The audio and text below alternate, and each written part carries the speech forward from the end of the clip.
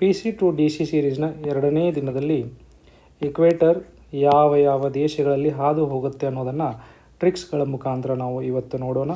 ನಿಮಗೆಲ್ಲರಿಗೂ ಗೊತ್ತಿರೋ ಹಾಗೆ PC to DC ಸೀರೀಸ್ನಲ್ಲಿ ಎಲ್ಲ ಎಕ್ಸಾಮ್ಗಳಿಗೂ ಅನುಕೂಲ ಆಗ್ತಕ್ಕಂಥ ಟಾಪಿಕ್ಗಳನ್ನು ನಾವು ಡಿಸ್ಕಷನ್ ಮಾಡ್ತಾ ಇದ್ದೀವಿ.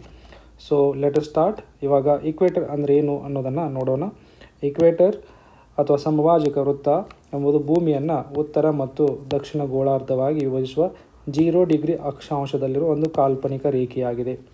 ಓಕೆ, ಇದರಲ್ಲಿ ಇರ್ತಕ್ಕಂಥ ಇನ್ನೊಂದು ಇಂಪಾರ್ಟೆಂಟ್ ಫ್ಯಾಕ್ಟ್ಸ್ ಏನಂತಂದರೆ ಒಟ್ಟು ಸುತ್ತಳತೆ 40,075 ಕಿಲೋಮೀಟರ್ ಅಥವಾ ಮೈಲುಗಳಲ್ಲಿ ಕೊಟ್ಟರೆ 24,901 ಮೈಲುಗಳು.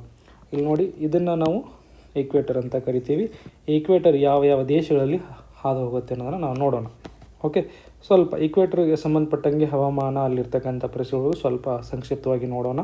ಇಲ್ಲಿರ್ತಕ್ಕಂಥ ವಾತಾವರಣ ಹೆಂಗಿದೆ ಅಂತಂದರೆ, ಇಲ್ಲಿ ವರ್ಷವಿಡೀ ತಾಪಮಾನ ಏನಾಗಿರುತ್ತೆ ಅಂತಂದರೆ ಅಧಿಕ ಆರ್ದ್ರತೆ, ಸಮೃದ್ಧ ಮಳೆಯನ್ನು ಹೊಂದಿರುತ್ತೆ. ಓಕೆ, ಇಲ್ಲಿ ಉಷ್ಣವಲಯದ ಮಳೆ ಕಾಡುಗಳು ಕೂಡ ಇಲ್ಲಿ ಕಂಡು ಬರ್ತವೆ. ರೈನ್ ಫಾರೆಸ್ಟ್ ಅಂತ, ಟ್ರಾಪಿಕಲ್ ರೈನ್ ಫಾರೆಸ್ಟ್ ಅಂತ ನಾವು ಕರಿತೀವಿ. ಇಲ್ಲಿ ಇರ್ತಕ್ಕಂಥ ಒಂದು ವಿಶೇಷತೆ ಏನು ಅಂತಂದರೆ, ಪ್ರತಿದಿನವೂ 4 ಗಂಟೆಗೆ ಮಳೆ ಆಗುತ್ತೆ. ಇದು ಕನ್ವೆಕ್ಷನಲ್ ರೈನ್ಫಾಲ್ ಅಂತ ಕರಿತೀವಿ. ಅಲ್ಲಿ ಬಿಸಿಲು ಜಾಸ್ತಿಯಾಗಿ ಇರೋದರಿಂದ ಅಲ್ಲಿರ್ತಕ್ಕಂಥ ನೀರು ಆವಿಯಾಗಿ ಹೋಗುತ್ತೆ.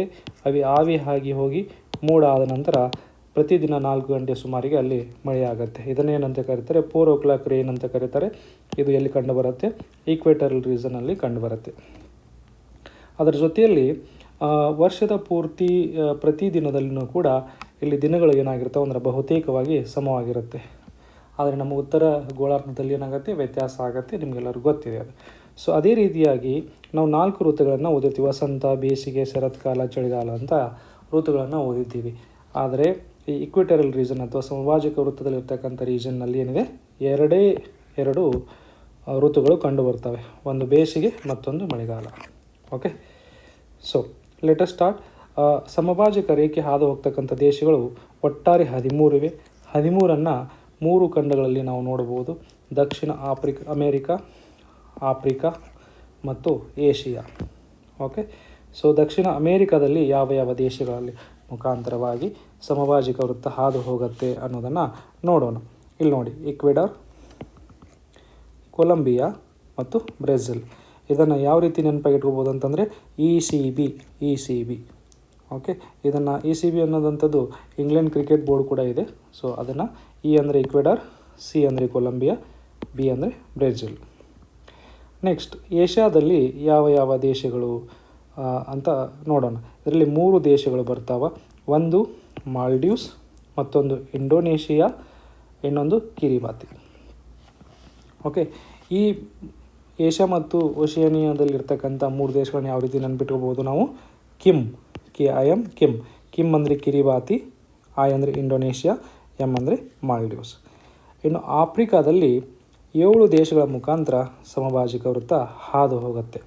ಇದನ್ನು ನಾವು SDG ಅಂತ ಸಸ್ಟೈನೇಬಲ್ ಡೆವಲಪ್ಮೆಂಟ್ ಗೋಲ್ಸ್ ಅಂತ ಎಲ್ಲರೂ ಕೂಡ ಓದ್ಕೊಂಡಿರ್ತೀರಿ. ಸಕ್ ಅಂತಂದರೆ ಒಂದು ರೀತಿ ಹೀರ್ಕೊಳ್ಳೋದು ಅಂತ ನಿಮಗೆಲ್ಲ ಗೊತ್ತಿದೆ, ವರ್ಡ್ ಹೊಸದೇನಲ್ಲ. ಓಕೆ, SDG ಅಂತಂದರೆ ಇಂದ ಏನಾಗುತ್ತೆ, ಸಾವ್ ಟೊಮೆ ಪ್ರಿನ್ಸಿಪೆ. ಇದು ಎಲ್ಲಿ ಬರುತ್ತೆ? ಇಲ್ಲಿ ಬರುತ್ತೆ. ಇದೊಂದು ಐಲ್ಯಾಂಡ್, ಒಂದು ದ್ವೀಪ ಕಂಟ್ರಿ ಆಗಿದೆ. ಓಕೆ, ಸೊ ಅದೇ ರೀತಿ SD ಅಂತಂದರೆ ಡೆಮೊಕ್ರಾಟಿಕ್ ರಿಪಬ್ಲಿಕ್ ಆಫ್ ಕಾಂಗೋ ಇಲ್ಲಿದೆ. ಗೆಬಾನ್. ಓಕೆ, ಗೆಬಾನ್ ಇಲ್ಲಿದೆ. ನೆಕ್ಸ್ಟ್ ಸಕ್, SUS ಅಂದರೆ ಸೊಮಾಲಿಯಾ. ನೀವು ಏನಂತ ಕಡಲ್ಗಳ್ಳರು ಅಂತ ಕೆಲವು ಸಾರಿ ನ್ಯೂಸ್ನಲ್ಲಿ ಬರ್ತಾ ಇರುತ್ತೆ. ಇದು ಸೊಮಾಲಿಯಾ ಇಲ್ಲಿದೆ. ಸೊಮಾಲಿಯಾ ಅಂದರೆ S ಅಂದರೆ ಸೊಮಾಲಿಯಾ. Then Uganda. ಇಲ್ಲಿ ನೋಡಿ, ಉಗಾಂಡ. ಅದಾದಮೇಲೆ ಕಾಂಗೋ. C ಅಂತಂದರೆ ಕಾಂಗೋ ರಿಪಬ್ಲಿಕ್. ಇದು ಕಾಂಗೋ. ಕೆ ಅಂದರೆ ಕೆನ್ಯಾ. ಕೆನ್ಯಾ ಇಲ್ಲಿದೆ ನೋಡಿ. ಓಕೆ, ಸೊ ಇವೆಲ್ಲ 7 ದೇಶಗಳನ್ನು ಯಾವ ರೀತಿ, ಆಫ್ರಿಕಾದಲ್ಲಿ ಇರ್ತಕ್ಕಂಥ ದೇಶಗಳನ್ನ ಯಾವ ರೀತಿ ನೆನ್ಪಿಟ್ಕೋಬೋದು ನಾವು? SDG ಸಕ್. ಓಕೆ, ಅದೇ ರೀತಿಯಾಗಿ ಇನ್ನು ಒಟ್ಟಾರೆ 13 ದೇಶಗಳೇನಿದ್ದಾವೆ, 13 ಜಗತ್ತಿನಾದ್ಯಂತ 13 ದೇಶಗಳಲ್ಲಿ ನಮ್ಮ ಸಮಭಾಜಕ ವೃತ್ತ ಹಾದು ಹೋಗುತ್ತೆ. ಅದನ್ನು ಯಾವ ರೀತಿ ನೆನಪಿಟ್ಕೋಬೋದು ಅಂತಂದರೆ, ಕಿಮ್, ಸಕ್ಸ್, ಗೆಬಾನ್ಸ್, ಬ್ರೇಸ್. ಕಿಮ್ ಅಂತಂದರೆ ಈಗ ಸೌತ್ ಕೊರಿಯಾದ ಕಿಮ್ ನಾರ್ತ್ ಕೊರಿಯಾದ ಏನು ಪ್ರೆಸಿಡೆಂಟ್ ಇದ್ದಾರೆ ಕಿಮ್, ನಿಮ್ಗೆ ಗೊತ್ತಿದೆ, ಅದೇ ಅವ್ರ ಹೆಸರನ್ನು ನೆನಪಿಟ್ಕೊಳ್ಳೋದು ಕಿಮ್ ಸಕ್ಸ್. ಗೇಬಾನ್ಸ್ ಬ್ರೇಸ್ ಅಂತಂದರೆ ಹಲ್ಲುಗಳಿಗೆ ಹಾಕ್ಕೊಂತೀವಲ್ಲ, ಹಲ್ಲುಗಳನ್ನ ಸರಿಯಾಗಿ ಮಾಡ್ಕೊಳ್ಳಿಕ್ಕೆ ಈ ರೀತಿ ಬ್ರೇಸ್ಗಳನ್ನ ಹಾಕ್ತಾರೆ. ಆ ಬ್ರೇಸನ್ನು ನೀವು ನೆನ್ಪಿಟ್ಕೋ. ಕಿಮ್ ಅಂತಂದರೆ ಆಲ್ರೆಡಿ ಗೊತ್ತಿರೋ ಏಷ್ಯಾ ಮತ್ತು ಓಷಾನಿಯಾ ಕಂಟ್ರಿಗಳಿಗೆ ಸಂಬಂಧಪಟ್ಟಾಗಿ ಕಿಮ್ಮನ್ನು ನಾವು ನೆನಪಲ್ಲಿ ಇಟ್ಕೊಂಡಿದ್ದೀವಿ. Kiribati, Indonesia, Maldives. Sucks already SDG ಸಕ್ಸಲ್ಲಿ ಸಕ್ ಬಂದಿತ್ತಲ್ಲ, ಅದೇ ರೀತಿ sucks Somalia, Uganda, Congo, DR Congo, Kenya, Sao Tome Principe. Gabon ಅಂದರೆ ಗೆಬಾನ್ ಪೂರ್ಣವಾಗಿ ಬರುತ್ತೆ. ಬ್ರೆಜಿಲ್. ಬ್ರೇಸ್ ಅಂದರೆ ಅಂತಂದರೆ ಬ್ರೆಜಿಲ್. ಇಲ್ಲಿ ನೋಡಿ, ಇಲ್ಲಿ ಸ್ಮಾಲ್ ಲೆಟ್ರನ್ನ ಯೂಸ್ ಮಾಡಿದ್ದೀವಿ ಬ್ರೇಸ್ಗೆ. C Colombia, E for equator.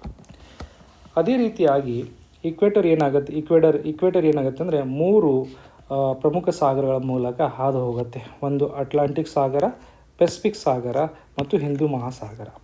ಇದನ್ನು ಪೈ ಅಂತ ನೀವು ನೆನಪಿಟ್ಕೋಬೋದು. P ಅಂತಂದರೆ ಪೆಸಿಫಿಕ್ ಓಷನ್, A ಅಂದರೆ ಅಟ್ಲಾಂಟಿಕ್, I ಅಂದರೆ ಇಂಡಿಯನ್ ಓಷನ್.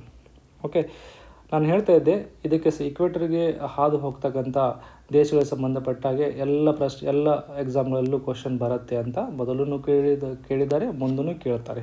ಓಕೆ, ಎಕ್ಸಾಂಪಲನ್ನು ನೋಡೋಣ. KAPYQ 2024 ಸಮಭಾಜಕಕ್ಕೆ ಹತ್ತಿರದಲ್ಲಿರುವುದು ಯಾವುದು ಅಂತ. ಇಲ್ಲಿ ನೋಡಿ, ಬಹುತೇಕವಾಗಿ ನಮಗೆ ಏಷ್ಯನ್ ಕಂಟ್ರೀಸ್ ಇದೆ. ಓಕೆ, ಏಷ್ಯನ್ ಕಂಟ್ರೀಸ್ ಯಾವಿತ್ತು? Kim, KIM Kim. ಸೊ ಕಿಮ್ಮಲ್ಲಿ ಏನಿತ್ತು? ಕಿರಿಬಾತಿ, ಇಂಡೋನೇಷ್ಯಾ ಮತ್ತು ಮಾಲ್ಡೀವ್ಸು ಅದರಲ್ಲಿ ಸಮಭಾಜಕ ವೃತ್ತ ಅದರಲ್ಲಿ ಹಾದು ಹೋಗುತ್ತೆ ಅಂತಂದರೆ ಮಾಲ್ಡೀವ್ಸ್ ಇದೆ. ಇದರಲ್ಲಿ ಇಂಡೋನೇಷ್ಯಾ ಕಿರಿಬಾತಿ ಇದೆಯಾ? ಇಲ್ಲ. ಮಾರಿಷಸ್, ಮಡಗಾಸ್ಕರ್, ಶ್ರೀಲಂಕಾ ತಪ್ಪಾಗತ್ತೆ. ಸರಿಯಾದ ಉತ್ತರ ಏನಾಗುತ್ತೆ? ಮಾಲ್ಡೀವ್ಸ್. ಓಕೆ, ದೆನ್ UPSCಲೂ ಕೂಡ ಒಂದು ಪ್ರಶ್ನೆಯನ್ನು ನೋಡ್ಬೋದು. ಅದಕ್ಕೆ ನಾನು ಹೇಳ್ತಾರೆ DC to PC series, PC to DC series ಅಂತ. ಓಕೆ, ಸೊ ನೋಡಿ, ಇಲ್ಲಿ ಈ ಕೆಳಗಿನ ಯಾವ ದೇಶಗಳ ಗುಂಪಿನ ಮೂಲಕ ಭೂಮಧ್ಯ ರೇಖೆ ಹಾದು ಹೋಗುತ್ತದೆ? ಓಕೆ, ಏನಿತ್ತು ನೆನಪಲ್ಲಿ ಇಟ್ಕೊಳ್ಳಿ. ಆಲ್ರೆಡಿ ನೋಡಿದ್ವಿ. ECB, ಕಿಮ್ ಮತ್ತು SDG ಸಕ್.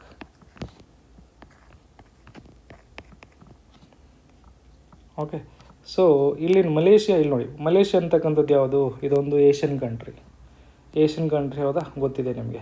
ಏಷ್ಯನ್ದಲ್ಲಿ ಮಲೇಷ್ಯಾ ಅಂತ ಇದೆಯಾ? ಮಾಲ್ಡೀವ್ಸ್ ಇದೆ, ಮಲೇಷ್ಯಾ ಇಲ್ಲ. ಹಾಗಾಗಿ ಇದೇನಾಗುತ್ತೆ? ತಪ್ಪಾಗುತ್ತೆ.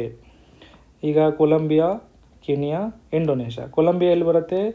ಇದು ಬರುತ್ತೆ ಸೌತ್ ಅಮೆರಿಕಾದಲ್ಲಿ. ಕೊಲಂಬಿಯಾ ಇದೆಯಾ? ಕೊಲಂಬಿಯಾ ಇದೆ. ಓಕೆ, ಸೊ ಈಗ ನೋಡೋಣ. ಅದೇ ರೀತಿಯಾಗಿ ಮತ್ತೆ ಮಲೇಷ್ಯಾ ಇದೆ, ಇದು ಕೂಡ ತಪ್ಪಾಗತ್ತೆ.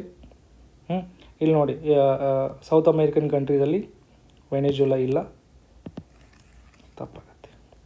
ಹಾಗಾದರೆ ಸರಿಯಾದ ಉತ್ತರ ಏನಾಗುತ್ತೆ? ಕೊಲಂಬಿಯಾ, ಕೆನ್ಯಾ ಮತ್ತು ಇಂಡೋನೇಷ್ಯಾ. ಈ ರೀತಿ ಈ ಟ್ರಿಕ್ಸ್ಗಳ ಮುಖಾಂತರ ನೀವು ಇದನ್ನು ನೆನಪಿಟ್ಕೊಂಡು ಆನ್ಸರ್ ಮಾಡಲಿಕ್ಕೆ ಅನುಕೂಲ ಆಗುತ್ತೆ. ಅಥವಾ ಓಕೆ, ಸೊ ಕೆಲವು ಬಾರಿ ಈ ದೇಶಗಳನ್ನು ಕೊಟ್ಟು ಗೊಂದಲ ಉಂಟು ಮಾಡ್ತಾರೆ. ಮಲೇಷ್ಯಾ, ಜಾಂಬಿಯಾ, ಇಥಿಯೋಪಿಯಾ, ಸುಡಾನ್, ವೆನೆಜುಲಾ ಇವುಗಳನ್ನು ಆಪ್ಷನ್ ಆಗಿ ಕೊಡ್ತಾರೆ. ಇವುಗಳ ಮುಖಾಂತರ ಇಕ್ವೇಟರ್ ಪಾಸ್ ಆಗೋದಿಲ್ಲ. ಓಕೆ, ಸೊ ನಾವು ಮುಂದಿನ ದಿನದಲ್ಲಿ ಮತ್ತೆ ಇದೇ ರೀತಿಯಾದಂಥ ಬೇರೆ ಬೇರೆ ಟಾಪಿಕ್ಗಳನ್ನ ಚರ್ಚೆ ಮಾಡೋಣ. ಅಲ್ಲಿವರೆಗೂ ಎಲ್ಲರಿಗೂ